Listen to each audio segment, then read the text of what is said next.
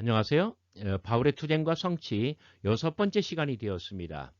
어, 종교가 탄생하려면 종교로 형성이 되려면 어떤 신화가 있어야 되고요. 그다음에 제의가 있어야 돼요. 어떤 그 신화 이것은 신앙 체계에 관한 것이죠.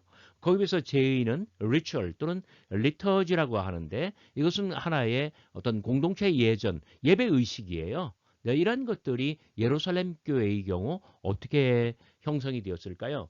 사도행전 2장 46절에 보면은 날마다 마음을 같이하여 성전에 모이기를 힘쓰고 집에서 떡을 떼며 기쁨과 순전한 마음으로 음식을 먹고 이렇게 되어 있습니다. 더욱이 누군가 새로이 예수님을 그리스도로 믿고 영접하게 되면은 그 사람에게 세례를 베풀었다고 합니다. 자, 예루살렘 교회는 이렇게 성만찬을 실천하고 또 새로운 입회자에게 또는 입사자에게 세례를 베풀었다고 합니다. 예루살렘 교회의 공동체 예전은 이렇게 성만찬과 세례가 있었습니다. 성만찬과 세례가 예루살렘 교회의 공동체 예전으로 자리를 잡아가게 됐는데 그 신학적인 의미가 무엇인지 여러분들과 함께 살펴보려고 합니다. 공동체 예전으로서의 성만찬, 현현 체험으로 인한 사도들의 선교 활동 결과 새 이스라엘로서의 공동체가 형성되는 것은 자명합니다. 그래서 어떤 사도 바울의 경우는 뭐 물론 예루살렘 교회가 아니었지만은 내가 그리스도를 보지 못하였느냐 막 하면서 자기의 사도권을 주장하잖아요. 그래서 그렇게 자신은 사도로서 소명을 받았다. 그렇게 했어요. 그러니까 현현 체험을 받은 사도들이 열심히 나가서 소명을 받은 대로 선교 활동을 펼친 결과 예루살렘의 새로운 이스라엘로서의 어떤 신앙 공동체가 형성되는 것은 지극히 자명한 결과입니다. 자, 그러한 공동체의 가장 중심적인 예전은 바로 공동식사였습니다. 고린도전서 11장 23절부터 26절까지 그러니까 이게 바울의 성만찬 본문이잖아요. 여기에 보존된 성만찬 본문과 그중 제정의 말씀은 바울이 누군가로부터 받아서 고린도 교회에게 전한 전승이라고 합니다. 내가 받은 것을 너에게 전하는 이렇게 시작하잖아요. 자, 이 전승은 역사적 예수님께서 돌아가신 직후에 생겨난 것이에요. 그러나 이 예전이 그가 잡히시던 밤에 제자들과 함께 나눈 마지막 식사에서 생겨났다고 하기는 어렵습니다.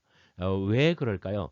최후의 만찬이라고 우리가 알고 있는 거기서부터 시작되었다. 최후의 만찬 이야기는 순환사화에 있는 거잖아요. 마가복음으로 말하면 14장 그러니까 21절인가부터 시작되잖아요. 그러면 뭘로부터 이게 시작된 것일까요? 자, 예수님의 식사에서 비롯된 성만찬이에요. 자, 고린도전서 11장 23절부터 26절까지 나와 있는 이 본문의 성만찬.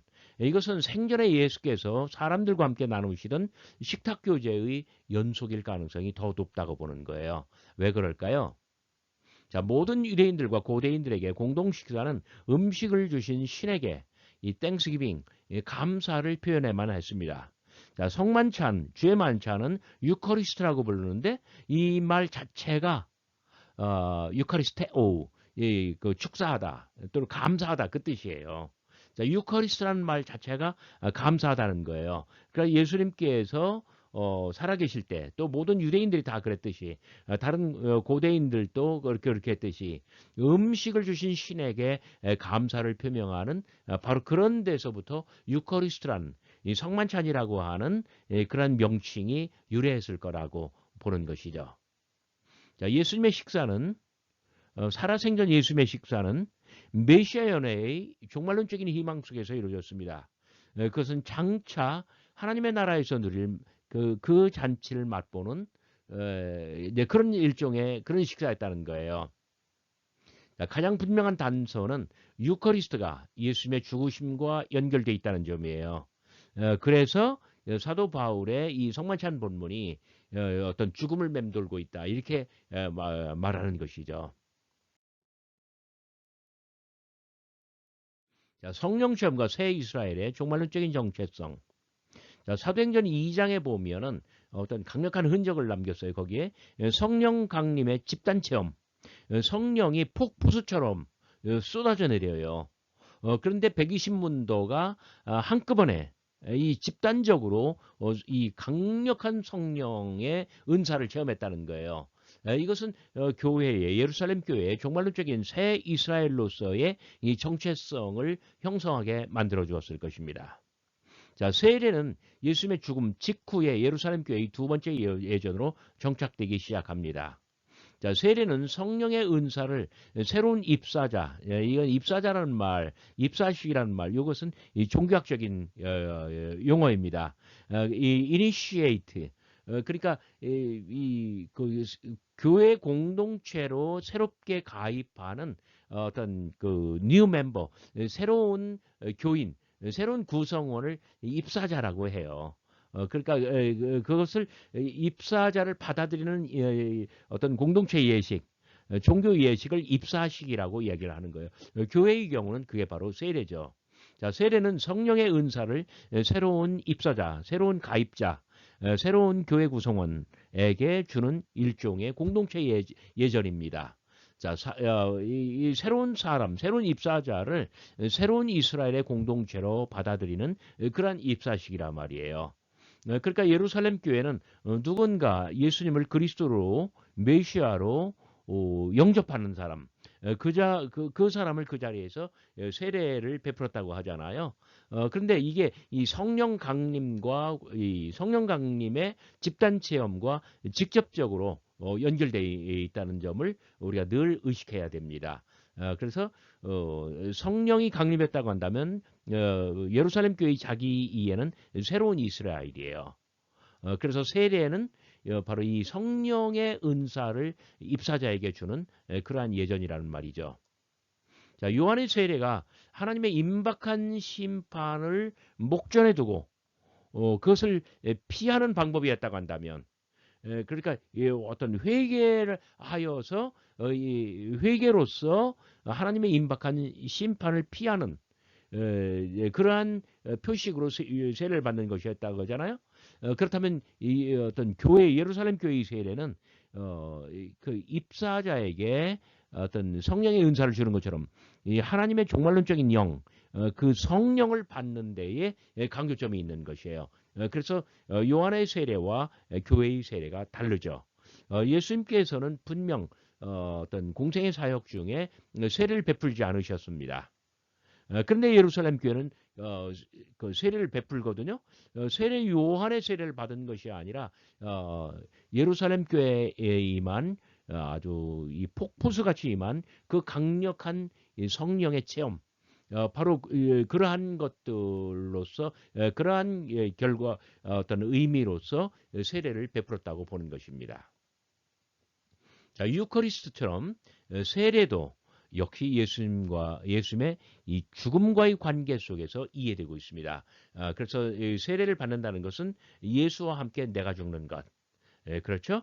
유커리스트, 성만찬에서 그 주 예수께서 잡히시던 밤에, 그래서 이것을 죽을 때까지 이것을 전하라. 이 죽음을 맴돌고 있다고 했잖아요. 그런 것처럼 성만찬이 예수님의 죽음의 의미를 강력하게 가지고 있는 것처럼 세례 또한 예수님의 죽음, 바로 그 의미가 강하다는 거예요. 자, 기독교 기원의 다양성. 예수님의 죽음과 부활에 관한 이야기는 요게 바로 뭐냐면 순환사화잖아요. 예수님께서 돌아가신 직후 당신을 따르던 자들 가운데 예루살렘 교회에서부터 시작되었습니다. 순환사화는 예루살렘 교회에서 나온 작품이에요. 자, 전승이 형성된 곳은 그러니까 이 순환사화는 예루살렘 공동체에서 나왔지만 이것이 전성으로 정착된 것은 헬라를 구사하던 안디옥 공동체예요. 안디옥 교회에서 이 전승이 형성되었어요. 그리고 이 전승은 안디옥 교회의 선교 활동에 널리 사용이 되었습니다. 그런데 이 전승의 흔적이 남은 것은 오히려 바울 서실이에요. 그래서 고린도전서 15장에 성경대로 우리 죄를 위하여 돌아가시고 장사된 바 되시셨다가 성경대로 일으킴을 받으사 사람들에게 나타나셨다. 이런 전통이 바울 서신에게서 나타난다는 점이에요. 물론 순환사화는 예루살렘 교회에서 작성이 돼서 복음서로 갑니다. 근데 그것과 별도로 예수님의 죽음과 부활에 관한 전승은 안디옥 교회에서 형성이 되었고 그리고 그것이 사도 바울을 통해서 고린도전서 15장에 남은 것이죠. 자, 기독교 교원의 다양성은 자료 문서들에서 분명하게 증명이 됩니다. 또한 예수님의 죽음과 부활에 대한 다양한 반응도 마찬가지로 여러 자료 문서들에서 분명하게 입증이 됩니다. 자, 기독교 기원은 사도행전에서 말하는 것처럼 예루살렘 교회 한 군데에서만 나타난 것은 아니에요. 예루살렘 교회는 기독교 기원과 관련된 가장 확실한 증거입니다.